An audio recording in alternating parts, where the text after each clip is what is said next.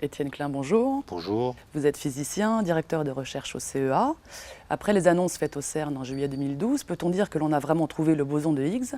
Et en quoi s'agit-il d'une révolution en physique? Alors ce qui est sûr, c'est qu'on a découvert au CERN une nouvelle particule.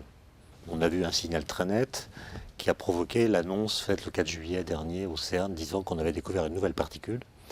Et les propriétés de cette particule qu'on a pu identifier sont compatibles avec l'idée que cette particule serait le boson de Higgs. Particule qu'on a prédite il y a plusieurs décennies et dont les caractéristiques physiques sont bien déterminées. Alors simplement, on n'a pas mesuré une grandeur qui est fondamentale qui s'appelle le spin. Le spin, ça correspond à une espèce de rotation de la particule sur elle-même. Et si la particule découverte là, c'est bien le boson de Higgs, son spin doit être égal à 0. C'est-à-dire que c'est une particule qui ne tourne pas. Or, on n'a pas mesuré cette quantité, et donc on n'est pas absolument certain qu'il s'agisse du boson de Higgs tel qu'on l'attendait. Et donc il y a encore des mesures à faire, il faut ce qu'on appelle, comme on dit, accumuler de la statistique pour mesurer cette grandeur. Et une fois qu'on l'aura obtenue, on pourra dire que c'est vraiment le boson de Higgs. Est-ce que c'est une révolution en physique? Alors, toute découverte est une sorte de révolution.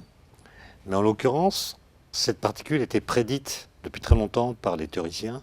Elle était même insérée dans ce qu'on appelle le modèle standard de la physique des particules, qui est un formalisme qui permet de décrire les interactions que subissent les particules. Donc la particule était déjà dans les équations.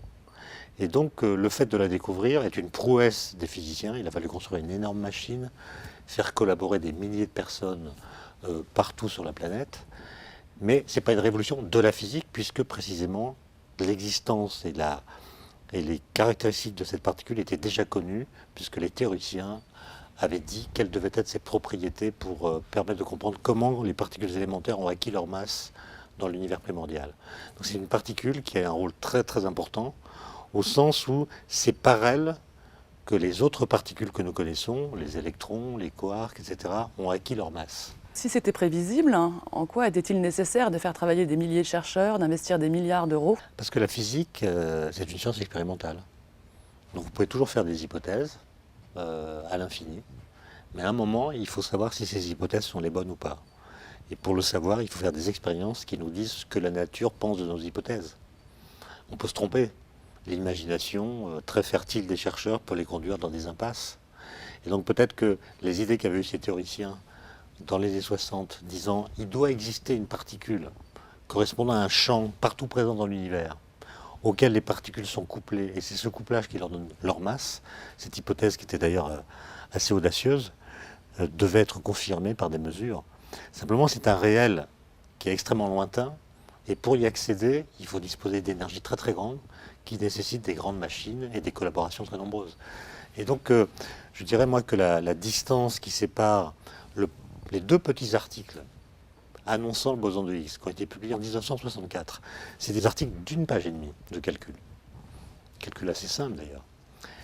Donc c'est petitesse de la taille des papiers et monstruosité des appareillages, des instruments qu'il faut fabriquer et mettre en service pour accéder à la vérification des hypothèses qui sont dans ces petits articles.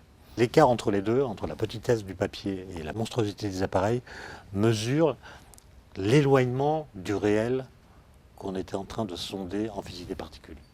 L'éloignement par rapport au réel tel qu'il se donne à nous dans la vie courante. Vous évoquez encore une incertitude. Pour qualifier cette particule de boson de Higgs, quelles sont les prochaines étapes? La première chose à faire, c'est de caractériser complètement cette particule et de voir si elle est conforme aux prédictions.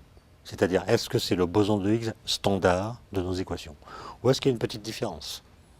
S'il y a une petite différence, il faudra voir ce que ça implique. D'autre part, il se pourrait qu'il y ait plusieurs sortes de bosons de Higgs, avec des charges différentes. Donc il faut trouver les éventuels partenaires de la particule qu'on vient de découvrir. Et ensuite, en physique des particules, il y a d'autres questions qui sont posées. Par exemple, à propos de la matière noire. Il y a une matière qui agit sur les galaxies dans l'univers. C'est une matière qui n'émet pas de lumière, mais qui agit gravitationnellement.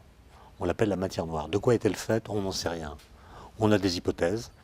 Et parmi ces hypothèses, il y a l'idée que cette matière noire pourrait être constituée de particules très massives qu'on n'a encore jamais pu détecter et que le LHC pourrait permettre de voir évidemment si elles existent.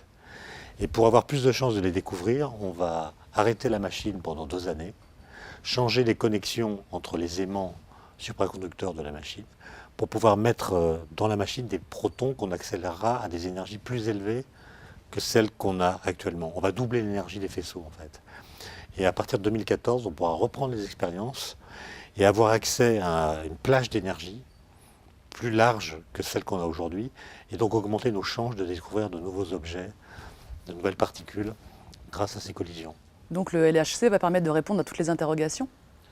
Pas toutes, parce qu'il y a beaucoup de questions en physique auxquelles on ne sait pas répondre et auxquelles cette machine-là ne pourra pas répondre.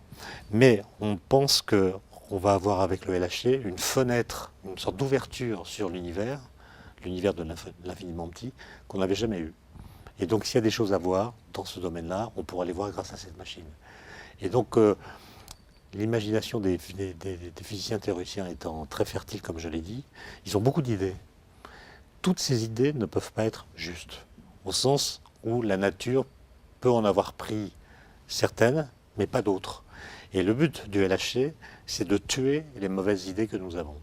Parmi toutes celles qui ont été formulées, quelles sont celles que la nature a retenues, quelles sont celles que la nature n'a pas eues ou a rejetées. C'est ça la mission principale du LHC, c'est de nous donner des indications sur les bonnes pistes théoriques qu'il faudra suivre pour essayer de fabriquer une physique qui décrive l'univers à des énergies qui sont plus élevées que celles qui sont actuellement décrites dans le modèle standard.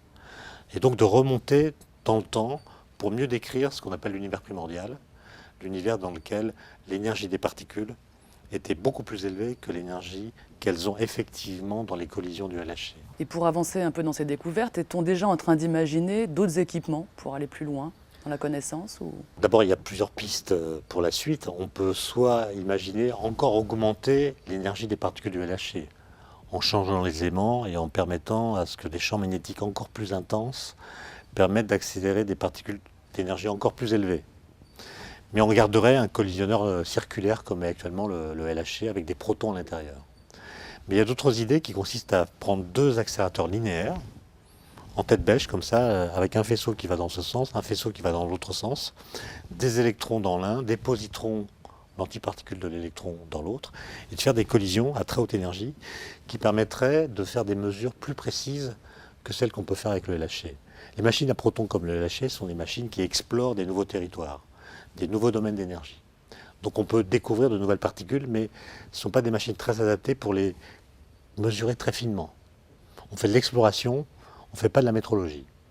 Mais avec des collisionneurs linéaires, on pourrait faire presque une usine à boson de Higgs, c'est-à-dire en produire des très, très grandes quantités, observer toute leur façon de se désintégrer en d'autres particules, et faire une métrologie extrêmement précise qui permettra de le caractériser complètement.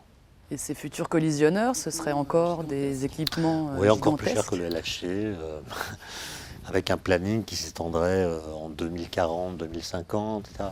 Donc les physiciens sont des gens qui font des projets à très très long terme. Alors que nous sommes dans une époque qui renonce à penser le futur à long terme, on est dans une sorte de présentisme. Nous, on a gardé l'idée propre à la modernité, consistant à se projeter très très loin dans le futur avec des plannings qui ont l'air complètement absurdes, mais auxquels on essaie de se tenir.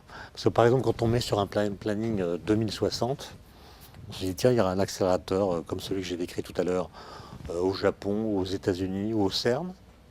Mais que sera la société en 2060 ? Personne n'en sait rien. Et donc on projette des projets très bien dessinés et très bien définis dans un monde dont les contours sont aujourd'hui incertains.